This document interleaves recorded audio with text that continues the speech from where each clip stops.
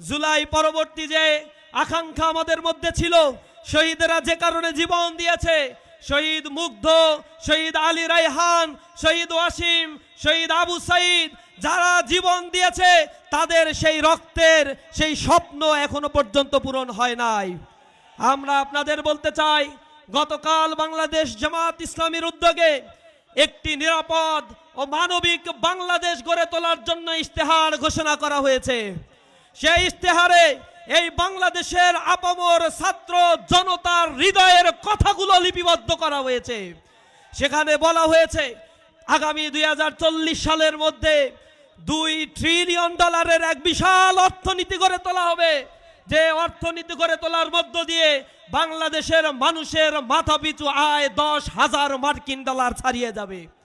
বাংলাদেশে যে আয় বৈষম্য রয়েছে, 6 কোটি মানুষ যে দারিদ্র সীমার নিচে বসবাস করছে, এই 6 কোটি মানুষের কর্মসংস্থানের ব্যবস্থা করে দারিদ্র মুক্ত, ক্ষুধা মুক্ত একটি রাষ্ট্র গড়ে তোলা হবে।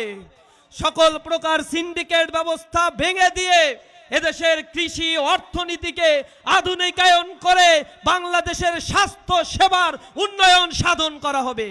এদেশের জনগণের কণ্ঠস্বর হয়ে দুর্নীতি চাঁদাবাজ মুক্ত একটি সমাজের কথা বাংলাদেশ জামাত ইসলামী বলছে। আজ আমরা বাংলাদেশের যে চিত্র দেখতে পাচ্ছি, যারা দুর্নীতির বড় পুত্র হয়ে দেশে এসেছে, দুর্নীতির স্বর্গরাজ্য ক্যাম্পাসগুলোকে চাঁদাবাজের স্বর্গরাজ্যে পরিণত করেছে, তা থেকে যদি রাষ্ট্রকে মুক্ত দিতে হয়, যদি এই রাষ্ট্রে পাথর দিয়ে জাহেলিয়াতের মতো আর কানো মানুষকে হত্যা হতে না হয়, তাহলে আগামী দিন ইনসাফের প্রতীক দাঁড়িপাল্লার পক্ষে আপনাদের অবস্থান নিতে হবে। প্রতিটি ঘরে ঘরে মানুষের কাছে ইনসাফের কথা বলবেন।